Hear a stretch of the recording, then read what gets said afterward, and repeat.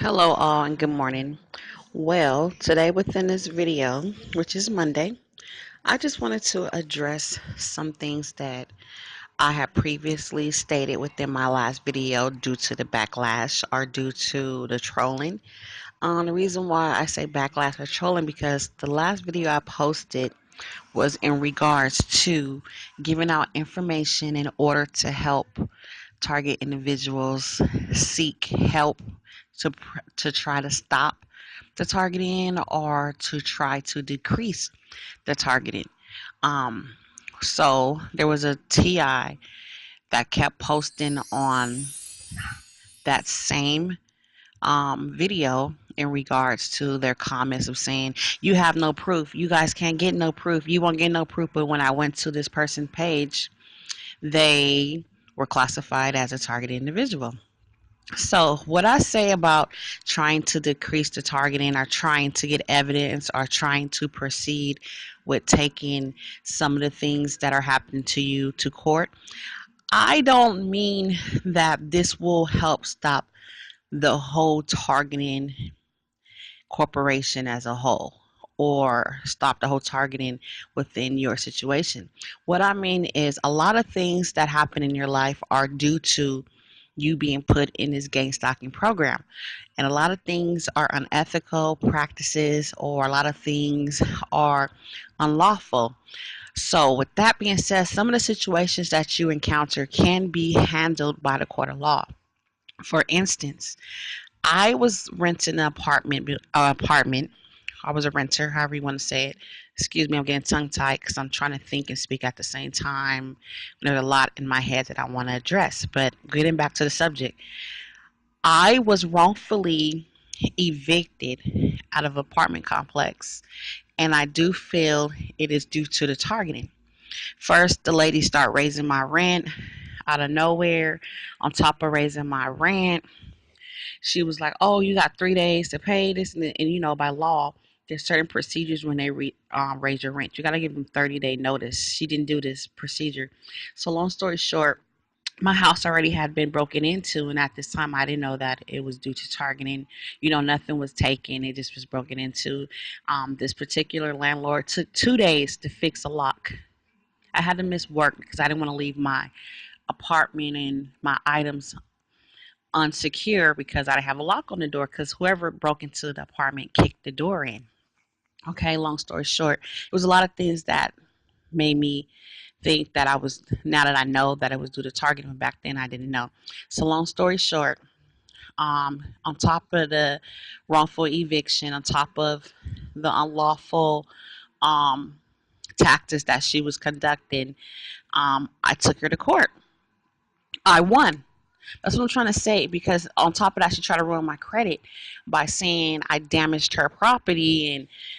And the thing is, she didn't want to do a walkthrough. When you move, you're allowed to do a walkthrough to say, if you can get your security deposit back. However, she didn't want to do a walkthrough. She kept avoiding the situation because why? She probably was going to set me up anyways and state that I caused damage to her house. This probably was already in the plan. However, when I moved, I took pictures of everything. This is before I even knew I was a target. It was just something that I felt I needed to do because of the things that was happening previously. So I took pictures of the apartment, what I left, what I didn't do, what I did do, and admitted to. I did drop bleach on the floor because I was trying to clean. That's how I am. So I won my case. So that's what I'm trying to say. Like within your job field, there's some people that's getting harassed because they are put in this program. You can stop it by following, abiding the law, and following the chain of command. Each workplace has rules and regulations and policies that everybody has to follow. And if you have the patience to deal with it, stick with your rules and regulations and document, take pictures, back yourself up. That's what I mean by you can get help within this targeting situation. Will it stop the whole targeting? Who's to say? We don't know. If you take it further and try to prove your case of being that you are getting harassed due to slander or due to being harassed, I was trying to avoid when seeking help using the word my job, my employer are mistreating me because I'm a target individual. You got to go into this situation with caution in the mindset that everybody does not know what targeted individuals are. Everybody doesn't know what gang stalking is. So you got to go with them with common terms in order to describe your situation. You can say, I feel discriminated against. You know, say, I feel discriminated because I'm a targeted individual. No, I just feel discriminated against where there is biased views due to race, whether it's biased views to your age. That's how you fight this program, by taking what they given to you and flipping it and using it against them. But you got to be mindful. Don't go in there and say, I'm getting a microwave or V2K.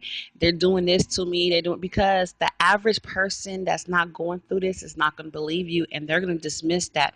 And in the code of DSM's mental illness, they'll diagnose you as paranoia or schizophrenic.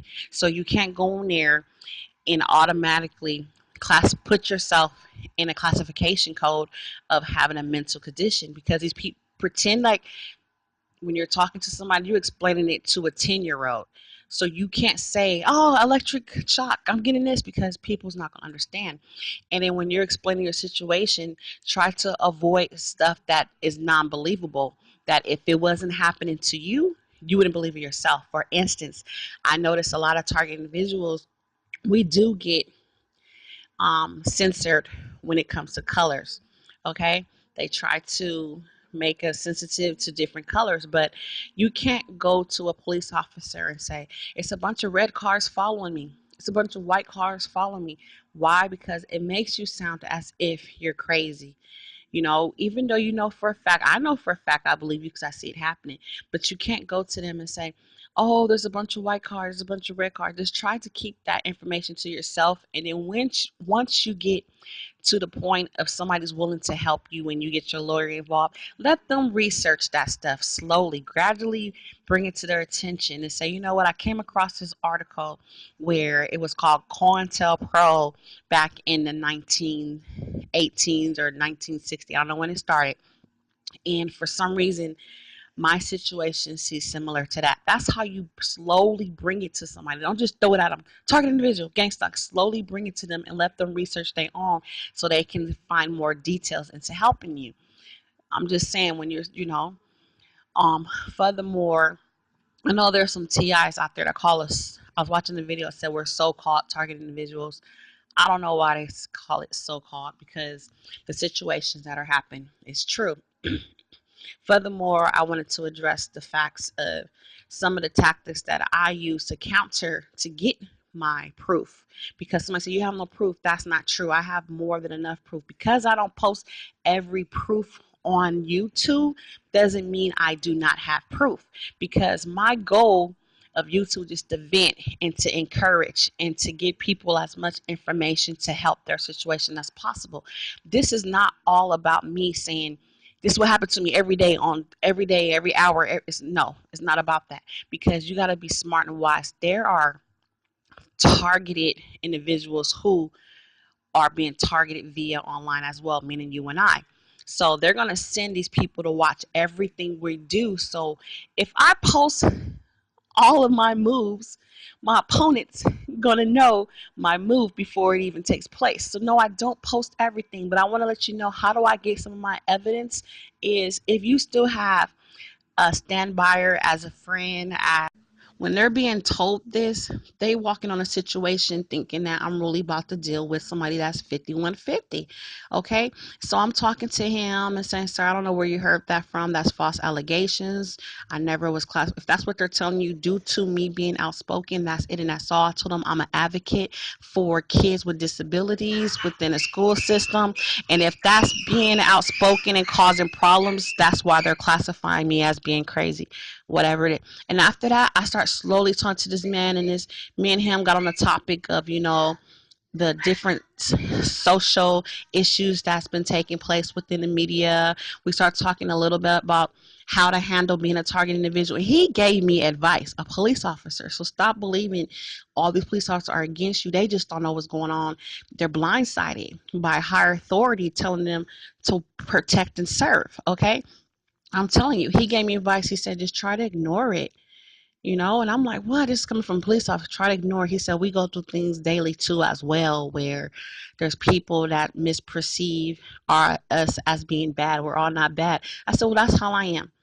I'm being misperceived as being bad from different individuals I don't know. And I said, the difference between you and I is you are considered a socialite. I'm not. I'm just a person in the community living day by day. So yeah, you get the backlash from when you see within the media. I said, I ain't never been in the media, so I don't know why people just don't like me. And he said, just ignore it and kill him with kindness. He's giving me all these words because I told twice this happened to me when a police came at me aggressively, and I slowly just try to diffuse the situation by showing these people you are not what they say you are. More than once, somebody coming to me like, "What? Oh, you're dressed nice. You're cute." Like they're looking for somebody to look crazy, because you got to understand, when somebody's diagnosed as having a mental condition, their hygienes go down. So that's why it's important for you to try to keep your hygienes up and your appearances to a point of being classified as being neat or normal, because a lot of times when somebody has a mental condition, there's codes and steps that they have to take to diagnose you as falling under categories as being somebody with a mental health issue, because your health declines, your hygiene decline, your speech decline, and they have checklists. Check. So if you fit these categories and check, then that's how they can get you, because you know what